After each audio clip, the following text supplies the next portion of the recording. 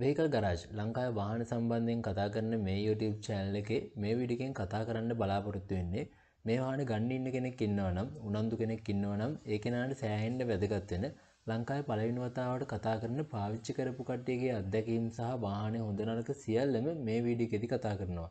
වාහන ගැන අත්දැකීම් බෙදාගත්තු අය කිව්ව විදිහටම එයාලගේ අදහස් උපුටා ගැනීමක් විදිහට තමයි මම මෙතනදී අංක පිළිවෙලට එකින් එක ඔයගොල්ලොත් එක්ක කියන්නේ.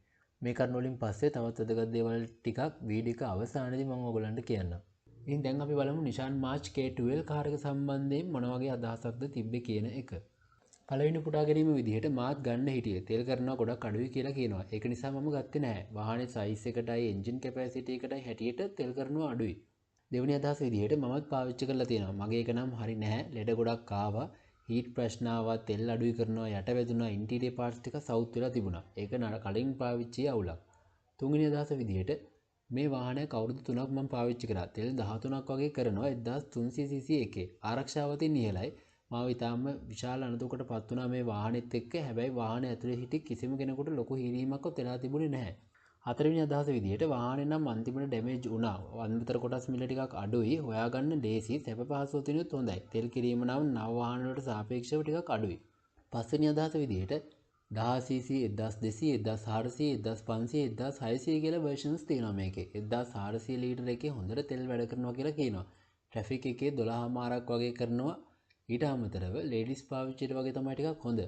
personal mirror right hand side එන්නෙත් ඒකලු. හයවෙනි අදහස විදිහට keyless entry මුලින්ම ආවේ මේවට. auto light, speed lock, iron filter වගේ options ආව සමහර ඒ වගේ. driving පැත්තේ door upholstery damage වෙනවා ලේසියෙන්ම. light කහ පැහැවෙන්න පුළුවන් ඇතුළේ ඉඩ තියෙනවා හොඳටම. හත්වෙනි අදහස විදිහට K11 එකට වඩා K12 එක හොඳයි 1300cc එක. එක ගන්න සැප පහසුව handling controlling ඉහළ මට්ටමක තියෙනවා. 1000cc එකට වඩා 1300cc එකේ තෙල් කරනවා වැඩි. අටවෙනි අදහස විදිහට ඩ්‍රයිව් කරන විදිහ අනුව පෙට්‍රෝල් කරන එක වෙනස් වෙනවා. මොඩල්ස් කීපයක්ම එනවා. ගොඩක් අය පෙට්‍රෝල් කරන්නේ නැහැ කියන්නේ 1000cc එකේ. නිතර පාවිච්චි කරන ප්‍රශ්නයක් නැහැ. හරියට නඩත්තු කරගන්න ඕනේ. නවවෙනි අදහස විදිහට තෙල් කිරීම සම්බන්ධයෙන් මගේ තිබ්බේ සිටි ලිමිට් එකේදී 10ක් 12ක් අතර. අවුට් ස්ටේෂන් වල 13ක් 15ක් වගේ කරා. වතුර බලලා පරිස්සමෙන් පාවිච්චි කරන්න ගෑස් කට යන්න බලනවා සහ ඒකෙන් හීට් වෙන්න ප්‍රශ්නයක් එන්න පුළුවන්. 10 වෙනි අදහස විදිහට මැනුවල් එකේ තෙල් ටිකක් විතර වැඩියෙන් කරනවා. K11 එකට වැඩිය 90%ක්ම හොඳයි. පිටිපස්සේ ගොඩක් බර වැටුනොත් රළු පාරවල් වල යන්න බෑ වදිනවා යට. 11 වෙනි අදහස විදිහට මගේ එක පෙට්‍රෝල් නම් 10ක් 12ක් කරන්නේ හොඳ පිකප් එකක් තියෙනවා. මගේ ළඟ 1400cc එකක් තියෙන්නේ. පාර්ට්ස් තියෙනවා කියන්න වරදක් නැහැ.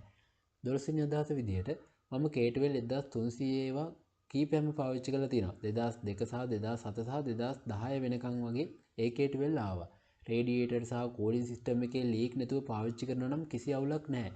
ඉන්ටීරියර් එක ටිකක් ඉක්මනින් සවුත් වෙන්න බලනවා. ඒ කියන්නේ ටිකක් රළු පාවිච්චියේදී එහෙම නැත්නම් කුණු දොයිලි ගෑවෙන්න වගේ දේවල්. ටයිමින් බෙල්ට් නැති නිසා ඒක මාරු කරන්න ඕනේ නැහැ. 13 වෙනි අදහස විදිහට රැක් එකේ පොඩි ভাইබ්‍රේෂන් එකක් එනවා ඒක සාමාන්‍යයි. මේ වෙනකොට මේ වගේ අවුරුදු ගණන් වල වාහන වල අනිවාර්යෙන් වෙන දෙයක් ඒක. ග්‍රවුන්ඩ් ක්ලියරන්ස් අඩු නිසා යට වැදිලා ෆ්‍රන්ට් බෆර් ක්ලිප්ස් ඉක්මනට ගැලපෙන්න බලනවා. මොකද ඉස්සරහා ටිකක් පාතයි. බූට් ලොක් එක ඉක්මනට සවුත් වෙනවා. වෙන ලෙඩ තිබුණ නැහැ මගේ එකේ. 2007 වගේ උඩ එකක් ගන්න බලන්න.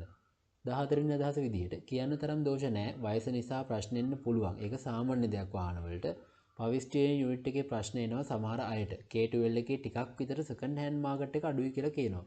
15 වෙනි අදහස විදිහට ගොඩක් කලින් අඩු මිලකට ගත්තු වාහනේ පට්ට ගැහෙනකම් පදවල ලොකු මිලකට විකුණනවා. ඊට පස්සේ අලුත්ම එකක් ගන්නවා. පරණ වාහනේ ගත්තු මනුස්සයා ගරාජ් ගානේ රස්තිය අද වෙනවා. ඉතින් ඒ තියරියෙන් මේකටත් සමහරලාට බලපාන්න පුළුවන්.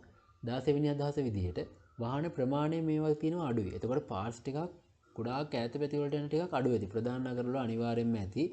දුර පැති වල ටිකක් ඇවිදලා හොයාගන්න පුළුවන් වෙයි. ගන්න කලින් ගෑරේජ් එකකට හරි පාර්ට්ස් කඩේකට හරි ගිහින් අහලා බලන්න බොරුද කියලා.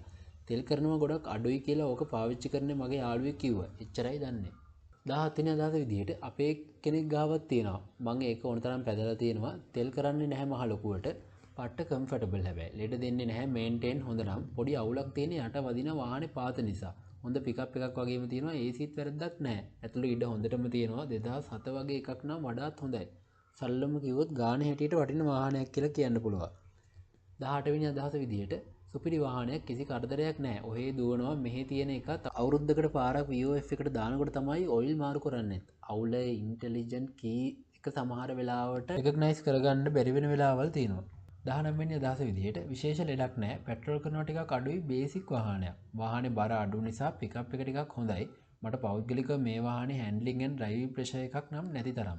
20 වෙනි අදහස විදිහට සමහර අය මේකේ පෙනුමට ආස නැහැ. වයිෆ් පාවිච්චි කරන්නේත් මේක අවුරුදු 8ක් තිස්සේ අතාරින්නෙම නැහැ. මමත් කාලයක් පැද්දා 12ක් වගේ තමයි තෙල් කරේ. ඔප්ෂන් විදිහට intelligent key, auto light, speed door, auto lock, touch AC ඔක්කොම ආවා.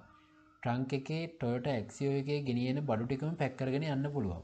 21 වෙනි අදහස විදිහට හැබැයි රෆ් පාවිච්චියට කරන්න බෑ මේක. AC කූලර් එක දාන්න ඩෑෂ්බෝඩ් එක ගලවන්න වෙනවා. 1300cc එන්ජින් එකක් තිබුණේ. බොයිල් කරන ලෙඩක් තිබිලා හැදුවා. ඊට පස්සේ එහෙම අවුලක් වුණේ නැහැ. 1300cc 2007න්වත් උඩ එකක් ගන්න බලනවා නම් හොඳයි. 22 වෙනි අදහස විදිහට ආවෙනික ලෙඩක් කියලා ආවේ නැහැ. 1300cc එකක් ගන්න සුපිරි පිකප් කාර් එකක්. දුර ගමන් වලට සුව පහසුව අවුලක් නැහැ. ඉඩකඩ හොඳයි, හැන්ඩ්ලින් කන්ට්‍රෝලින් හොඳයි. පෙට්‍රෝල් කරනවත් පොඩ්ඩක් විතර තමයි අඩු වෙන්නේ. සාමාන්‍ය නගරාසිතව මගේ කරා 12 10ත් අතර වගේක් ACත් එක්ක, දුර නම් 14 16 වගේ කරා 1300ක නිසා. 23 වෙනි අදහස විදිහට බොඩි පාර්ට්ස්, එන්ජින් පාර්ට්ස් ඕන තැනකින් ලේසියෙන් හොයාගන්න පුළුවන් වෙයි. කඳු තියෙන පැතිවල නම් ටිකක් අදිනවා අඩුයි. AC ඔන් කරන් අදිනවා කොහොමද චුට්ටක් විතර අඩුයි. මීට වැඩිය ලොකු එන්ජින් එකක් තියෙන වාහනයක් කලින් ගෙල්ලලා තියෙනවා නම්.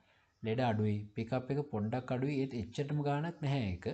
මොකද මීට වඩා ගොඩාක් අඩු එන්ජින් තමයි මේ වෙනකොට එන්නේ. ඒක නිසා ගන්න කලින් ගියර් බොක්ස් එක, ABS බ්‍රේක් සිස්ටම් එක, වෝටර් කූලින් සිස්ටම් එක හොඳට චෙක් කරලා ගන්න. වාහනේ කියන්න තරම් වරදක් නැහැ. මේ වගේ පොඩි කාර් වලින් බලනකොට ඉන්දියන් අනිත් රටවල වාහන වලට වැඩිය මේ වාහනේ ගොඩක් හොඳයි. ඉතින් මෙන්න මේ වගේ අදහස් තමයි තිබෙන්නේ මාර්ච් K12 කාර් එක සම්බන්ධයෙන්. ගොඩක්ම මේ අදහස් අරගෙන තියෙන්නේ වාහන ගැන අත්දැකීමක් තියෙන අයගෙන් වගේම පාවිච්චි කරපු අයගෙන්. ඒ අයගේ අදහස් වලින් බහුතර දෙනෙක් පොදුවේ කිව්ව කරුණු තමයි අන්තර්ගත වෙන්නේ මේ වීඩියෝ එකේදී. මේ වාහන ගැන ඔයත් මොනවා හරි දන්නවනම් මේ කිව්ව දේවල් හරි නම් අනිවාර්යයෙන්ම මේකට කමෙන්ට් එකක් දාගෙන යන්න. ඒක වාහනේ ගන්න ඉන්න කෙනෙකුට වැදගත් වෙයි. වාහන මොඩල් සංසන්දනය කිරීමක් වගේම වාහන සම්පූර්ණම විස්තර ඇතුළත් වීඩියෝ එකකුත් මේ channel එකේ තියෙනවා. ඉතින් මේ විදිහට වාහන ගැන දැනුම, රිවිව්, සංසන්දන, හොඳ නරක ටිප්ස්, දෝෂ සහ ඔටෝමොබයිල් ගැන හැම දෙයක්ම එකම channel එකකින් බලා ගන්න කැමති නම් අපිව subscribe කරලා එකතු වෙන්න කියලා මතක් කරනවා. එහෙනම් අදට ගිහින් එන්නම්. හැමෝටම සුබ දවසක්.